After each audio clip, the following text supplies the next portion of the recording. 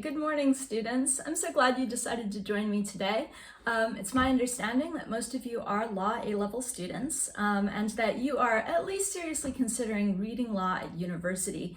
I've been teaching law at university here in the UK for the last 6.5 years, and I have some tips for first-year law students, especially those who studied law at A-level, on how they can raise their game and sort of rise to the top of their classes in the first year at university. There are several parts to this talk. We're going to talk about the difference between legal knowledge on one hand and legal skill on the other. I'm going to teach you how to build an IRAC sandwich. We're going to talk about the importance of thinking slowly instead of quickly. We're going to talk about facts, their importance to legal analysis, and how to effectively use facts. We're going to talk about mastering rather than just memorizing legal rules. And finally, I have some revision advice that I'm going to offer. First of all, I'd like to talk about the difference between legal knowledge and legal skill. Now, I think that people who've never studied law and don't know much about it think of law primarily as a body of knowledge. You know, it's often represented as like a giant row of books, right, of static information that you need to learn in order to become a lawyer. But I'll tell you the truth, I've been teaching law at university now for 6.5 years, and every year I feel a little bit less like a lecturer and a little bit more like a sports coach. I feel like the most important thing that you take out of uni is a skill set. And as a law lecturer, I feel that I am basically teaching you how to engage in a very highly skilled activity. That doesn't mean legal knowledge isn't important. As you can see on this slide, I have a picture of Katniss Everdeen, who will probably be familiar to most of you from the Hunger Games series. Legal knowledge is like Katniss's arrows in her quiver, okay? She needs them to do what she does. She couldn't shoot anything if she didn't have those arrows.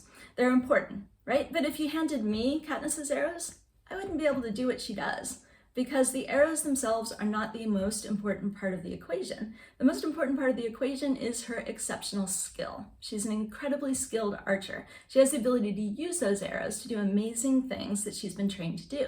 And law is a lot like that. Legal doctrines, legal rules, those are like arrows in your quiver. You have to have them. If you don't have them, you can't do anything. But that's not the most important part about being a lawyer. What's important about being a lawyer is having a very well-honed legal skill set that will enable you to practice law well anywhere.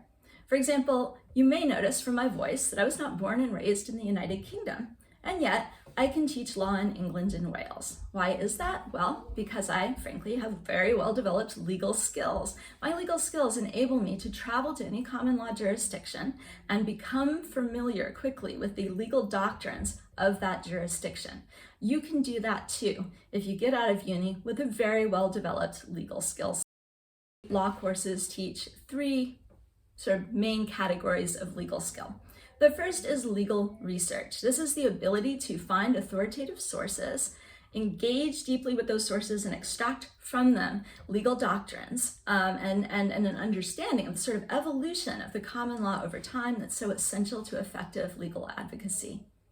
Second, they teach the application of legal principles to case facts, and that's actually what we're going to spend the most time talking about today. Third, they teach the critical evaluation of the law. In other words, once you've figured out roughly what the law says, you may want to evaluate it by comparing it to principles of justice or morality or other goals that you or society may have about the law in order to decide whether or not the law is living up to those principles or goals. IRAC stands for Issue, Rule, Application, and Conclusion.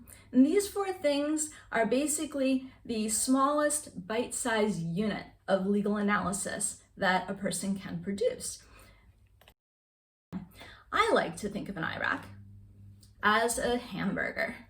Now, if you don't like hamburgers, you can pick another sandwich. A lot of different sandwich types will do, but hamburgers work well for me. Now, why is a hamburger such a good metaphor for an IRAC? Well, it has to do with the layers of the hamburger. The first top bun of your hamburger is akin to the issue statement. So an issue statement is how you want to start every IRAC. It is an open-ended statement, ideally, and you can help yourself write an open-ended issue statement by using the magic word whether. The purpose of this is just to let your reader know what you're about to analyze next. And by using the word whether, you can avoid accidentally writing down a legal conclusion at the very beginning of your IRAC. This is important because students who start with conclusory issue statements like, so-and-so was reckless, people who start like that have a tendency to be very, very tempted to skip the next layers of the sandwich, the complete and accurate rule statement, and the careful, specific, incisive application of the rule to the facts. Using the magic word whether will help you avoid doing that. After you've done with your issue statement, you want a complete and accurate rule statement, always accompanied by appropriate legal authority. This is a little harder than people think it is often, because you want to make sure, A, you don't leave out any nuances of your legal rule, and B, you don't paraphrase your legal rule in such a way that it actually changes the meaning of the legal rule, which can result in problems later on when you're trying to work on your application. I compare the rule statement to the salad of a sandwich because, you have to memorize it, but there's a lot of good vitamins inside. After you're done with your rule statement, you move on to your application. This is where you show off your legal skill. I like to think of it as the beefy heart of the IRAC sandwich. This is where you demonstrate that you can look at a scenario and identify the very most relevant facts and talk incisively and cogently about exactly how those specific facts lead you to your legal conclusion. This is how you can show your creativity, your intelligence, and your well-developed legal reasoning skill. After your application, you finish with the conclusion. It's essential, you need it. It's the bottom bun that basically says whether or not the legal standard has or has not been met in the particular case. Now, one thing I want you to notice about this sandwich is that the top bun, issue, and the bottom bun, conclusion, are basically empty carbohydrates. You need them. They hold the rest of the sandwich together. But that's not where you demonstrate legal knowledge. You demonstrate knowledge in the rule, and it's not where you demonstrate legal skill. You demonstrate legal skill in the application. Keep that in mind. All the value of the sandwich is in the middle two layers. Students are sometimes confused. They sometimes think that the main value of the sandwich is in getting the right conclusion, getting to the right endpoint. But often, scenarios are deliberately written to make it possible to reasonably arrive at two different conclusions about whether the standard is or isn't met. And what we, the lecturers, are looking for is that you have the skill to identify the relevant facts and cogently reason from those facts to your conclusion. We're going to start with practice IRAC sandwiches, but before we do that, I want to briefly discuss thinking fast and slow. Now, the picture that you see on this slide is the picture of a book cover by a guy named Daniel Kahneman. He is a very famous behavioral economist who wrote this wonderful book based on his Nobel Prize-winning research. And he basically says that our brains work in two different ways. They work in fast mode, they work in slow mode. We spend most of every day with our minds working in fast mode. We reach rapid, intuitive judgments about what to do based on our general life experience and without thinking about it very consciously. Think about decisions like deciding when it's safe to cross the street, for example, or deciding what to have for lunch, deciding when you need to leave the house in order to make your train, deciding whether that jacket looks good with those pair of pants. So we make those kinds of judgments all the time. We make all those types of judgments when we go grocery shopping, for example.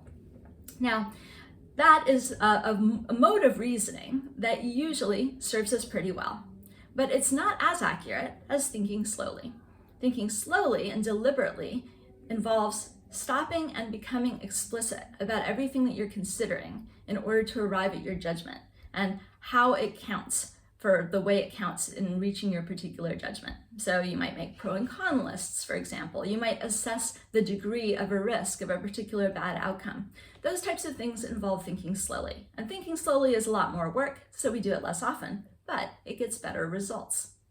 Now, you can't think slowly all the time. And if you think about it, the reason is obvious. We'd never leave the house if we thought slowly all the time. Imagine making a pro-con list about what to have for breakfast, or what to wear, or when it's safe to cross the street.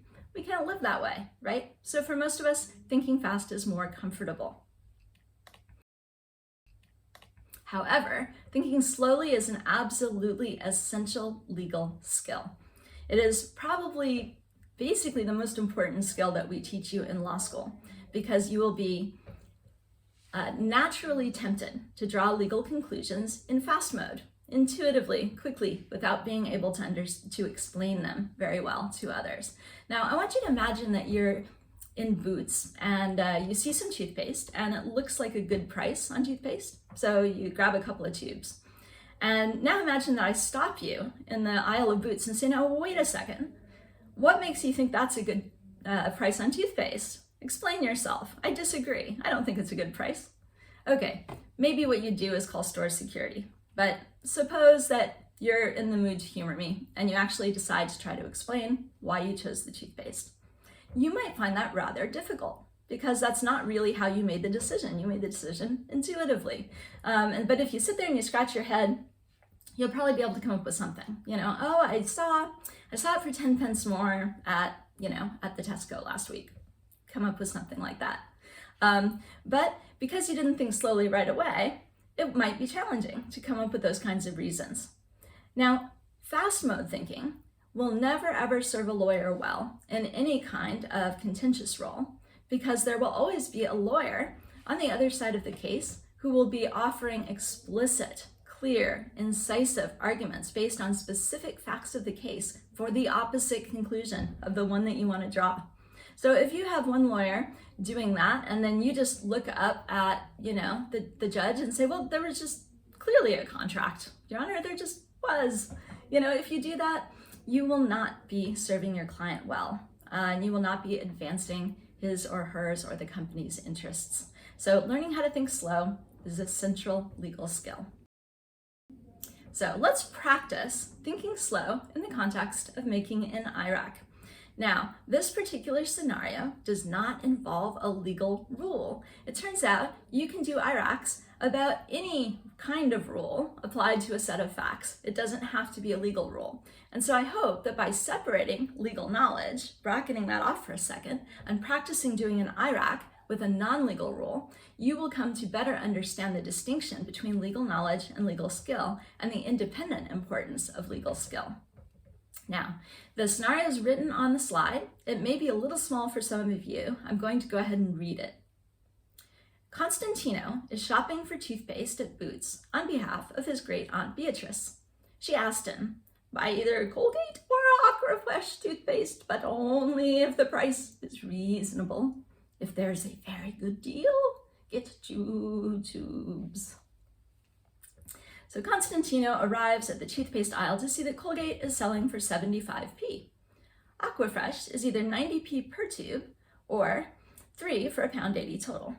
Constantino can recall seeing Colgate on sale for 70p at Tesco recently, but more often it sells for 80p there. Aquafresh always costs 80p at Tesco. Aquafresh usually sells for 60p at Asda, but the Asda is so far away that great-aunt Beatrice never shops there. Constantino buys 3 tubes of Aquafresh at Boots for £1.80 total.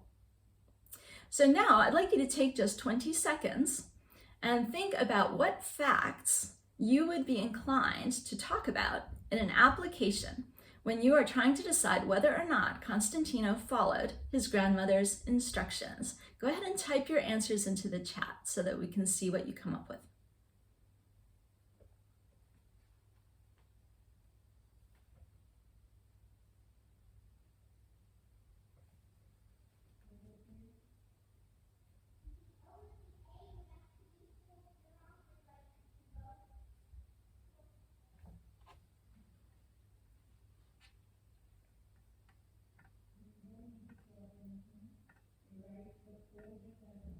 Okay, good.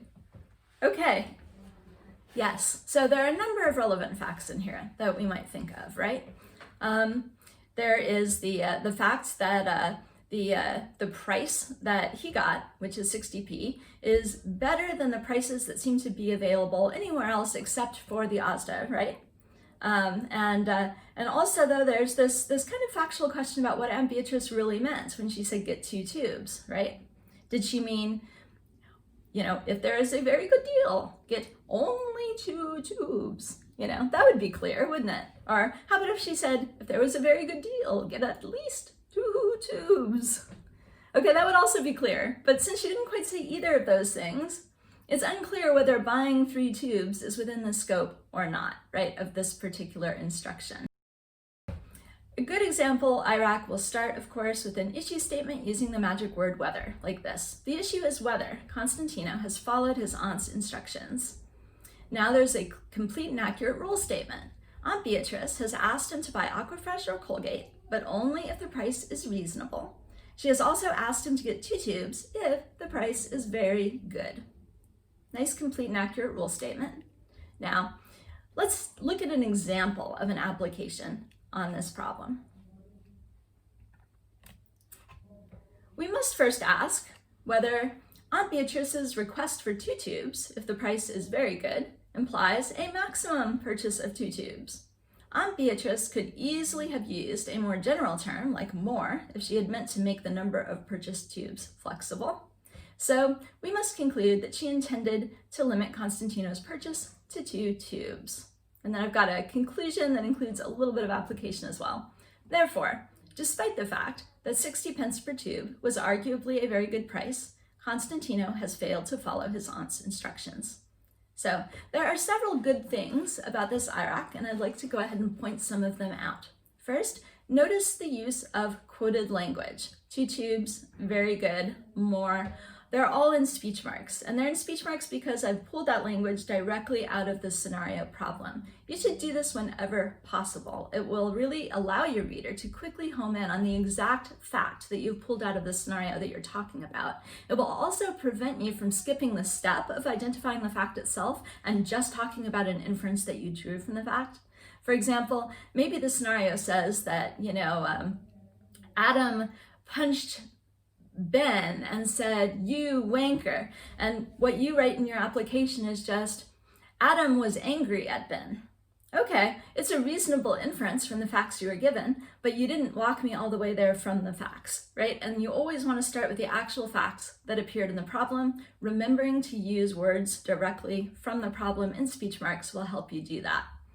The other thing that's good about this is that they talk very explicitly about the inferences that they draw and why. They raise this question, does this mean a maximum of 2 tubes? And then they carefully infer something, right, from what Aunt Beatrice has said elsewhere, and what she hasn't said. And here they use a counterfactual. They say, well, if she had wanted to limit it, or if she had wanted not to limit the purchase to 2 tubes, she could have used other language. And counterfactuals can often be useful, persuasive devices in applications. It's something to consider. Another good thing about this application is that it doesn't shy away from facts that cut against the conclusion.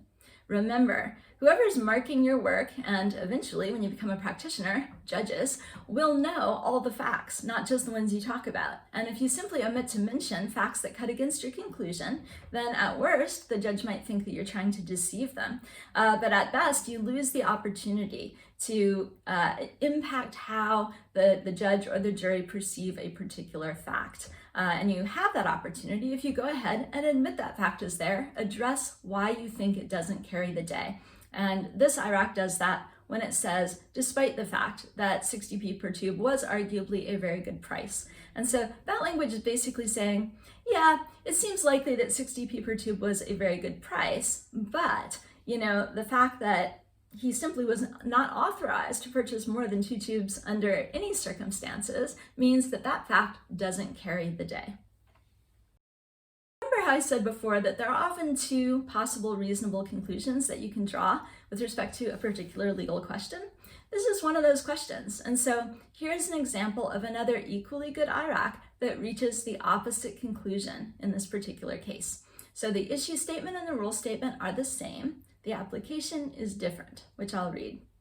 We must first ask whether Aunt Beatrice's request for 2 tubes, if the price is very good, implies a maximum purchase of 2 tubes. Aunt Beatrice's instruction to avoid buying toothpaste unless the price is reasonable suggests she is value conscious and did not intend to prevent the purchase of 3 tubes in order to get a very good price. The next question is whether 60p per tube was very good. The fact that Asda sells individual tubes at the same price might suggest that the price is not very good. But since Aunt Beatrice never shops there, the deal at Boots is the best price available. and therefore very good. Constantino has thus followed his aunt's instructions.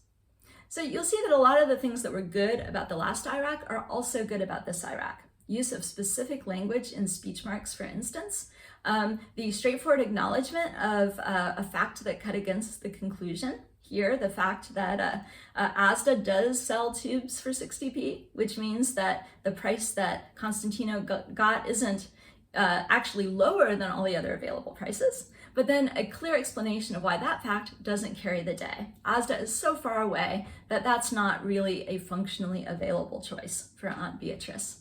Notice also that they come up with a cogent observation about Aunt Beatrice's other remarks, which was that she is value conscious. And by her instruction not to buy any tubes unless the price is reasonable, the author of this IRAC infers that she cares a lot about price. And for that reason, she would want Constantino to jump on this offer of 3 tubes for £1.80. So again, 2 different conclusions, but 2 excellent IRACs. Okay, so that brings us to the next point, which is the point about legal rules. Everybody knows, I believe, that you have to memorize legal rules, and the reason you have to memorize them is to make sure you don't leave bits out that could interfere with your ability to produce a good application and could also basically cause assessors to doubt your legal knowledge. But it's also important to actually master legal rules, not just memorize legal rules. And by master legal rules, I mean understand them intellectually well enough in terms of how they really actively function in the application to cases that you can reliably produce applications that really make sense, that are incisive, and that lead you to your conclusion. If you cannot produce an application like that, it is likely that you don't adequately understand the rule. And when in such cases, students are tempted to just sort of skip the application and just slap on that bottom bun, that conclusion, in the absence of any real analysis. And that is not ideal. So mastering legal rules is important. And I'm going to give you an example here. This is the Cunningham recklessness rule, which was reestablished in the case G and another. Many of you are going to be roughly familiar with that. It's my understanding that they teach a sort of simplified version of this rule at A-level. And of course, you should use whatever you've been taught at A-level on A-level assessments. At university, we teach the complete rule out of G and another. And it is as follows. A person is reckless if he foresaw a risk of the prohibited result arising from his action and then unreasonably took that risk. All those words are actually necessary because they point to important nuances in the rule. You know, what if you left out of the prohibited result and just said foresaw a risk? Well, a risk of what? A risk of just some harm? If it was a risk of just some harm, it would be identical to the church dangerousness standard. But that's not the same standard as the Cunningham recklessness standard. They're 2 different standards. So if you want to allege, for example, reckless manslaughter, then you don't just need to foresee a risk of some harm. The defendant needs to have foreseen a risk of grievous bodily harm or death, right? So including those words of the prohibited result will remind both you and the person reading your IRAC that you are aware of this nuance. And the second bit, and unreasonably took that risk, is reflective of the fact that the reasonableness of the decision to take a particular risk is going to be a jury question. And sometimes there are going to be facts that arise that will be relevant to the reasonableness or non-reasonableness of the risk that you will want to talk about. Let's look at this rule in the context of an IRAC example. Okay, Bandar, a brain surgeon, had a shift at local hospital that day. Since his car was damaged, he rode to work on his bicycle. Unfortunately, a fast-moving car struck Bandar's bicycle in the hospital driveway, killing Bandar instantly. The car's driver, Jinjo, tearfully told police that he had been rushing in order to get his wife, who was in the process of having a baby, to local hospital on time. Jinjo was arrested, and his wife was admitted to hospital. So the question, of course, is what facts here are relevant to the question of whether or not Jinjo acted recklessly? Go ahead and type your best guesses into the chat, and then we'll discuss it. Take 20 seconds.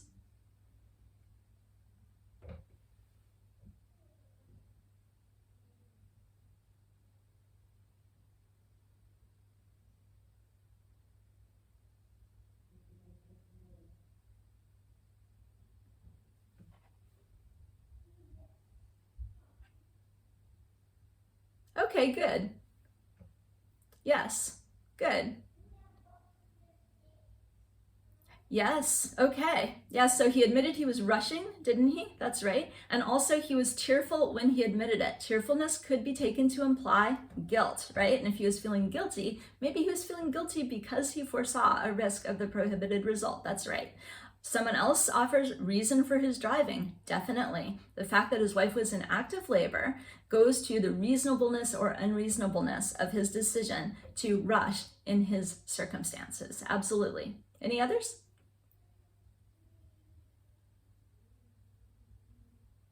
Okay, yeah, fast moving. It was a fast moving car. Very good. And I think also it's the hospital is relevant, that he's right in front of a hospital, because that's not just any driving environment, is it? It's an environment where there are likely to be many pedestrians, and also an environment where the pedestrians are not necessarily especially robust. You know, they can't run out of the way necessarily. We're talking about a place where frail people and ill people and injured people may be. Very good. Let's take a look at an IRAC based on this scenario. Okay, so here's a good example IRAC. Again, we start with our open-ended issue statement. The issue is whether Jinjo was reckless when he turned into the hospital driveway at high speed. A person is reckless if he foresees a risk of the prohibited result and then unreasonably takes that risk. And we always include our authority, G and another. Here, comma. Now, by the way, that little word here, only 4 letters long, is a great word to use to transition from your legal rule statement to your application. It signals, hey, we're going to talk about the facts now, and it does it very, very efficiently, so it doesn't take much time to write down on an exam.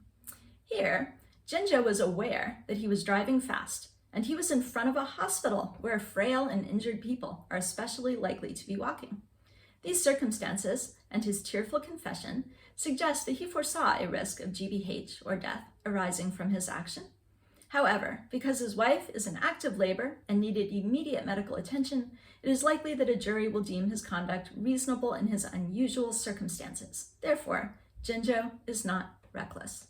Now, again, a reasonable person could certainly conclude that Jinjo was reckless, and that would involve slightly different reasoning from the same facts. The important part in each case would be to identify the specific facts in the scenario and explain very clearly how you infer things from those facts that lead you to your conclusion. And this is a good example of that. Okay, I'm going to have a Q&A session at the end, and we're almost there. But right before we do that, I thought I would offer a little revision advice based on my experience of coaching and watching students. You have to memorize your legal rules. You just have to do that. Don't omit it, and do it early and often. But once you have that under your belt, writing practice answers to questions is the very best use of your revision time. There's just nothing better than writing practice answers. It is very important to go into an assessment having written several for each paper if you can. And the reason for that is because practice answers under exam conditions, closed book, will reveal to you where you have not mastered your legal rules, perhaps where you have merely memorized them, because you will find that you cannot produce good cogent applications if you haven't mastered your rules. I also recommend working with a study partner or study group where you all sit the same paper under exam conditions, then you exchange your answers with each other and mark each other's work. This will enable you to see where you have perhaps missed certain relevant facts that one of your study group partners has successfully identified and talked about. And so by reading other people's applications and comparing them to your own, you can become better at identifying relevant facts and using them explicitly and incisively in your applications. Practice tests are the absolute best preparation that you can engage in for a law school assessment. Okay, I'd like you to please go ahead and it's great if you guys want to unmute yourselves and ask questions verbally. I would love that. Alternatively, you're welcome to just go ahead and type those questions into the chat box, and I will answer them as they arrive. And I've got a question already.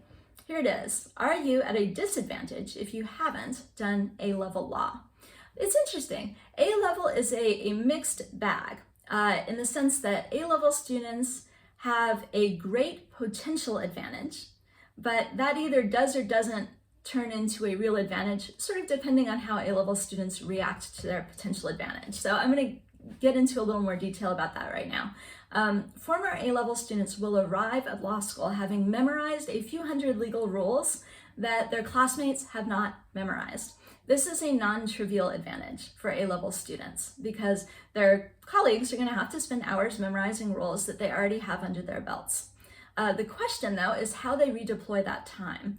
If A-level students redeploy that time to, say, social activities, it is quite common for students who take that route to wind up receiving gentlemen's tutus on their first semester assessments and feeling really disappointed because, in fact, a lot more is required at university in terms of knowledge of the law. The level of sophistication with respect to which we expect you to grasp legal standards, how much clarity and good reasoning we expect you to bring to applications. We expect much more meaty and specific applications, and the quality of your writing. We expect university level writing. When you add all that up, it's a lot to master. A-level students have an advantage because by needing to do somewhat less memorization, they can reallocate their hours to building those legal skills. And if they actually do reallocate those hours in that way, they do have an advantage in terms of rising to the top of the class, but it is eventually up to them. I think the other potential challenge for A-level students is that sometimes they cling to knowledge at A-level that was simplified a little bit for them in order to make law an A-level accessible subject. And they have to be responsive to learning that the law was a little more complicated than perhaps was directly presented to them at A-level. And so you need to exhibit that sort of flexibility, that willingness to learn that things are a little bit more complicated than perhaps you had thought in order to succeed at a high level at university law. Okay, we've got another one. Does uni provide good opportunities for work placement in the law field, please? Obviously, it varies. The University of Surrey actually received the prize for the #1 large student work placement program in the United Kingdom, which we're very proud of. We got it 2 years in a row. And so our placement program for our professional training year is really fantastic, and students get placed all over the world. Obviously, a majority get placed in the UK, but I've actually been to visit a student who was doing a placement year in Dubai. Students have done placement years in Canada, in Australia, in the United States, in mainland Europe, in Hong Kong. So these things are possible. It's obviously this year's been a really difficult and tough year because of COVID, and some people's placements this past year were cut short for that reason. Obviously, it is my fervent hope that you all who are not entering university until this coming September will be able to have a fairly normal experience. But I don't know any more than you do about that. Okay, so I've got another question. I'm not sure if my A-level subjects work well with studying law. I take psychology, biology, and history. I think they'll work great. Okay, so in addition to being a lawyer, I'm a legal philosopher. And so I like to think philosophy is especially helpful preparation for the kind of reasoning you do in law. But my experience as a law teacher has taught me that people learn to become good reasoners in a wide variety of fields, definitely including the sciences. I have found that students come in with science background or maths backgrounds and are able to do very, very well in law. So yes, those subjects sound just fine to me. With history, you have heavy reading requirements, and frankly, there's quite a bit of reading in law. So having done a history A-level, I think it demonstrates your ability to keep up with reading, so that's good too.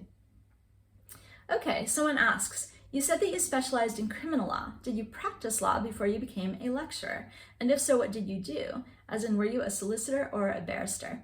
I was a commercial lawyer in the United States for 2 years, and the work that I did would be considered solicitor's work. In British parlance. It was contentious work, but I was not in the courtroom. I worked on motions, legal research in a commercial law firm office in the United States. I did not actually work in criminal law. My cases primarily involved commercial contract disputes. And so criminal law was an interest that I came to somewhat later. I left legal practice and I wound up working in public policy at think tanks on the American East Coast for a while, working on education reform and legal reform issues. Then I went back to graduate school at Harvard University, where I got a PhD in public policy. And of course, I already had the JD degree in law previous to that. And then I moved to the United Kingdom, and I've been teaching here for the last 6.5 years. I've convened criminal law for 4 years, and having focused on criminal law in my teaching has impacted my research. So I'm now much more likely to write on criminal law subjects in my own research than I would have been if I hadn't started to specialize in that as a teacher. Can you be a barrister that is employed by a law firm? Well, first of all, if you are a solicitor, you are more likely to be able to do more things in the courtroom now, thanks to legal reforms, than was possible before. It's possible to become a solicitor advocate. So if you really like the idea of being in a firm, a solicitor's firm, but you would like the idea of arguing in court, there is an avenue that is now open for that. I'm not aware of barristers working in solicitors' firms exactly. A barrister it's just a different model. You work in chambers, there's a lot of financial independence, it's a very entrepreneurial way to practice law, and it's absolutely great for some people. But if you like the idea of being in a firm, I think the solicitor route is the right route, and these days, courtroom opportunities are more open to you than they've been in the past. Can you do multiple sectors like criminal, immigration, human rights, etc.? I'm unsure what the question means to refer to in legal practice, or whether the question means in study. Of course, in study, you can take a variety of subjects, and particularly in your third year, you'll have a lot of optional modules that you can choose between, things like artificial intelligence and jurisprudence, which is philosophy of law. In practice, I would say that barristers tend to have more of an ability to cultivate a wide variety of different kinds of cases, if variety is what you're really interested in. Solicitors' firms have a tendency to expect solicitors to specialize a bit more, unless it's a very small firm. If you're a sole practitioner, you might be able to do a wide variety of work. But in general, I would say barristers have a more varied diet in terms of type of case than solicitors do. Would it be beneficial to do a degree in law with psychology? Absolutely, yes. I think, there's nothing wrong with a straight law LLB. And if you're pretty sure that you want a career in law, that can be a great degree to take, because you will have more optional modules available to you in third year than if you're trying to go for a joint honors type of degree. But joint honors degrees can be wonderfully fulfilling because they give students an opportunity to dip a toe or even an arm or a leg in a different discipline, and that can be quite broadening. I know at Surrey we've got a couple of joint honors programs. We've got law and criminology for those who are deeply interested in crime from a social scientific perspective, as well as criminal law practice. And then we have law and international affairs for students who are very interested in the intersection of those two subjects and who perhaps want to go into an international legal practice after they graduate.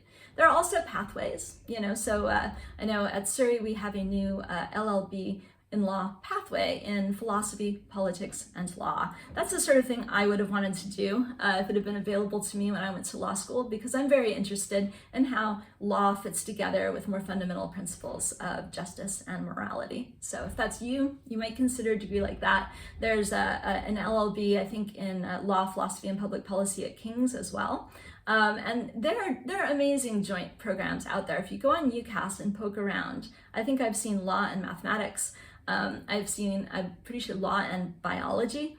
So, if you have a second interest that you want to continue to develop while at the same time receiving a qualified law degree, that is imminently doable in most cases. You just have to look for the program that does what you're interested in. Do we have any more questions? I'm open to any questions really about adjusting to university, revision advice. What's law school really like?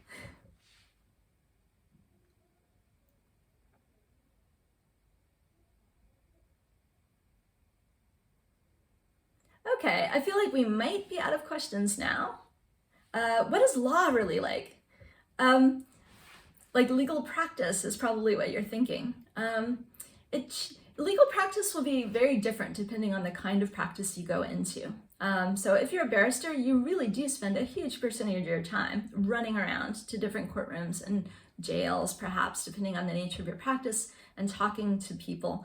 And so that's quite a different lifestyle than the lifestyle of, say, a commercial solicitor, who will tend to stay within the four corners of the office and whose work may be either more research-oriented or more transactional-oriented. One thing I would suggest is, precisely because there are so many different lives that are possible in law, so you get work experience while you're still a student, as many different types as possible.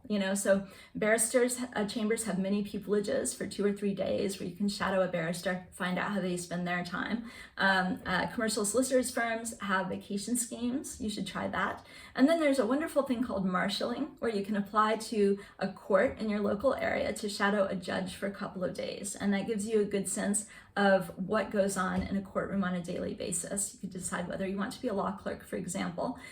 So I think getting those different experiences will help you decide which law life is the right law life for you, because there are a lot of different options. Can learning a foreign language work alongside law? Yes. I cannot remember the university, but there's at least one out there that advertises on UCAS a 4-year program that combines the qualifying law LLB degree with a degree in a foreign language. So look for that if you're strongly interested. I think language skills are very valuable to lawyers in a variety of contexts. Let's see, what is a law degree really like? Well, I would say that the reading is challenging. Not in the sense that there are more pages necessarily than some other sort of humanities degrees. There aren't more pages than there are in history, or more pages than there are in English.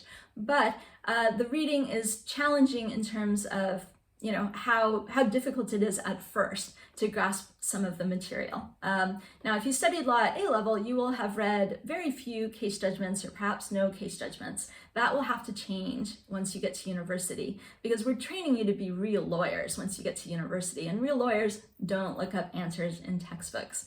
I mean, imagine if solicitors just looked up answers in textbooks. If that's all there was to it, law would not be a very prestigious occupation. It would not be that well compensated an occupation, because almost anybody can look stuff up in textbooks, right?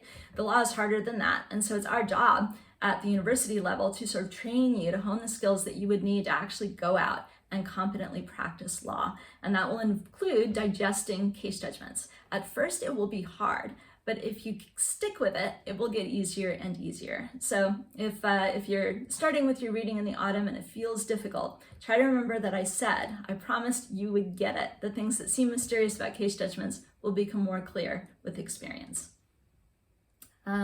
What's the best way to keep on top of things in university? To establish a regular study schedule where you actually put on your schedule which hours you're going to spend studying every day and stick to that. So you'll receive a schedule of your actual class hours, of which there may be 12 a week roughly.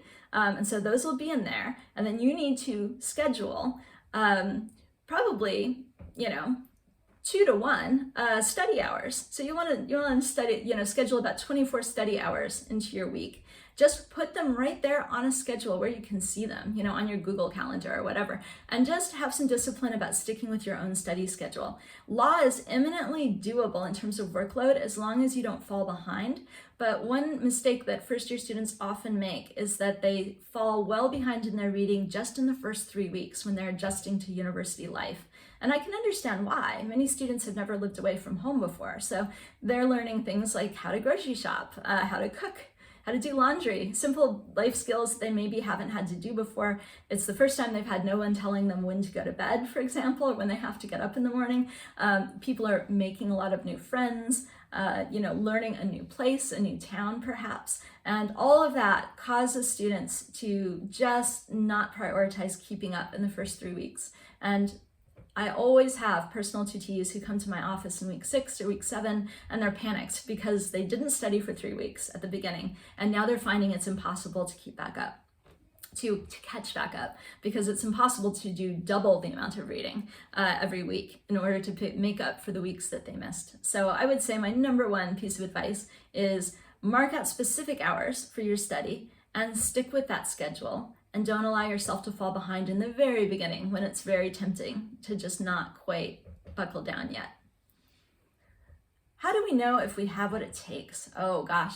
Well, look, if you get good results at A-levels, then, that is a demonstration that you can hit a certain standard. More will be required at uni, but you will also have an additional, year to develop those skills and a lot of really rich resources to help you develop those skills. Make sure that you, attend a place with some, solid teachers and also a good library where there are plenty of spaces to work and study. I know our library is actually open 365 days a year, which is fantastic because there's just literally always a place for students. So those things are important, and I think, how do we know if we have what it takes? I think if you are bound for uni and you get in, you have what it takes inside of you. And what the question really is whether you're going to make the effort necessary to bring your skills sort of up to the level. And I think, for people that really want this and are prepared to be responsible in terms of the hours they commit, you're going to make it. I believe that. Okay, let's see. Are there any more? Okay, well, somebody has asked me whether there are books that we should read in advance of starting. I'm not sure that I can recommend specific books to read in advance. To be honest, you all are working so hard right now. You might want to give yourselves a break after your final assessments are over for a month or two. My main advice is really once you actually get to campus and your classes start, that's when you need to work hard and not fall behind. Maybe taking a little time off in August and nurturing relationships, nurturing family, nurturing another interest will help you rest up and really be prepared to hit the ground running in September. Okay, I think that's all the questions we have now, but it has been such a pleasure to be able to chat with you today, and I really appreciate all your thoughtful questions and your interest in this presentation. I wish you good luck with all the important challenges and big decisions that you're making in your life this year. I think if you work hard and trust yourself, that it will all come out well. So good luck to you all. It's been a pleasure being here with you today.